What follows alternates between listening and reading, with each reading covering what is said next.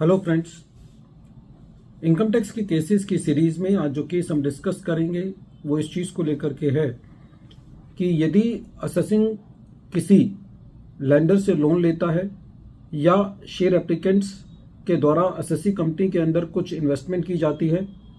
और assessing officer के द्वारा ये पाया जाता है कि उनके बैंक में कोई कैश डिपॉजिट हुआ और फिर असेसी को ट्रांसफर किया गया,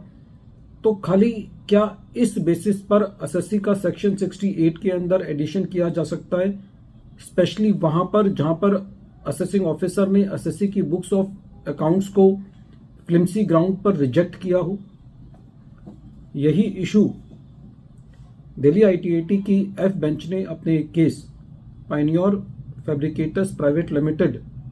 versus deputy commissioner of income tax के केस में डिसाइड की और ये केस 126 ITR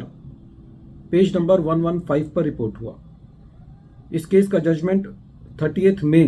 2025 को आया। Present case assessment year 15-16 assessment year 13-14 से रिलेटेड है।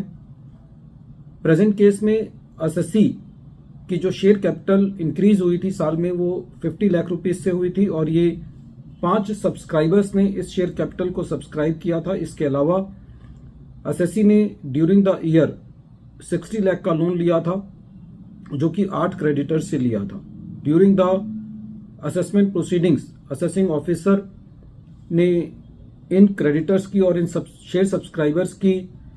इंक्वायरी की। असेसी ने इनसे रिलेटेड सारे डॉक्यूमेंट सबमिट किए और इस एलिगेशन पर कि असेसी ने उन शेयर एप्लीकेंट्स को प्रोड्यूस नहीं किया, असेसिंग ऑफिसर ने 68 के अंदर अनसिक्योर्ड लोन्स का और शेयर कैपिटल का एडिशन किया। इसके अलावा असेसिंग ऑफिसर ने असेसी की बुक्स ऑफ अकाउंट्स को रिजेक्ट करते हुए पिछले 3 सालों का एवरेज प्रॉफिट 2.12% लेते हुए असेसी की सेल का जो कि 20.62 करोड़ थी उसका 2.12% लेते हुए असेसी की इनकम में 43 लाख का ये भी एडिशन किया। इसके अलावा असेसिंग ऑफिसर ने असेसी की इनकम में एक 3.54 करोड़ का आर्बिट्रेशन अवार्ड की इनकम को भी असेसी की इनकम में एड बैक किया।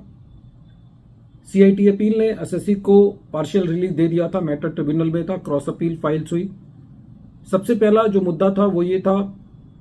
कि जो असेसी की इनकम में 3 लाख रुपए शेयर एप्लीकेशन के लिए ऐड किया गया है जो कि शेयर सब्सक्राइबर ने अपनी बुक्स में कैश जमा किया था अपने बैंक में और फिर उसको असेसी को ट्रांसफर किया था। इसके ऊपर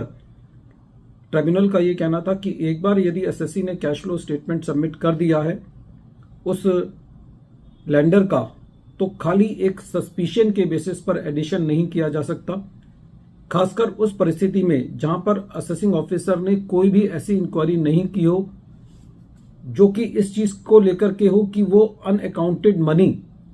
असेसी से लिंक होता है, क्योंकि असेसिंग ऑफिसर ने कोई भी इंक्वायरी नहीं की इस बात को लेकर के कि वो जो कैश डिपॉजिट हुआ है लेंडर की बुक्स में वो असेसी का है। तो ऐसे केस में खाली एक सस्पिशन के बेसिस पर या खाली इस आधार पर कि वो अमाउंट लेंडर या शेयर एप्लीकेंट के बैंक में असेसी को ट्रांसफर होने से पहले कैश जमा हुआ है, खाली इस बेसिस पर असेसी का एडिशन 68 में नहीं किया जा सकता। ट्रिब्यूनल का यह भी कहना था कि एक बार यदि बुक्स ऑफ अकाउंट्स रिजेक्ट हो गई हैं तो सेक्शन 68 के द्वारा उस बुक्स की फिगर में एडिशन नहीं किया जा सकता। और ट्रिब्यूनल ने यह भी कहा कि प्रेजेंट केस में जो बुक्स ऑडिट की गई हैं चार्टर्ड अकाउंटेंट के द्वारा और जो एडिशंस किए गए हैं वो बुक्स ऑफ अकाउंट्स को फ्लिम्सी ग्राउंड्स पर रिजेक्ट करके किया गया है। फ्रेंड्स, पूरे केस का निष्कर्ष ये है कि खाली इस बेसिस पर कि लैंडर और शेयर एप्लीकेंट के बुक्स में कोई कैश जमा हुआ है और फिर वो पैसा असेसी को ट्रांसफर किया गया है, तो खाली इस बेसिस पर असेसी का सेक्शन 68 के अंदर एडिशन नहीं किया जा सकता, स्पेशली वहां पर जहां पर असेसी ने अपने सारे डॉक्यूमेंट से जो उन लैंडर्स की या शेयर एप्लीकेंट्स की आइडेंटिटी, जेन्युइननेस और क्रेडिट वर्थिनेस को साबित किया हो और स्पेशली उनका कैश फ्लो स्टेटमेंट सबमिट किया हो जिसको असेसिंग ऑफिसर ने डाउट ना किया हो। वीडियो के अंत में एक बार फिर मैं केस का नाम रिपीट कर रहा हूं, केस का नाम है Pioneer fabricators private limited versus deputy commissioner of income tax, और ये केस 126 ITR पेज नंबर 115 पर रिपोर्ट हुआ और इस केस का जजमेंट 30 मई 2025 को आया। Thank you friends.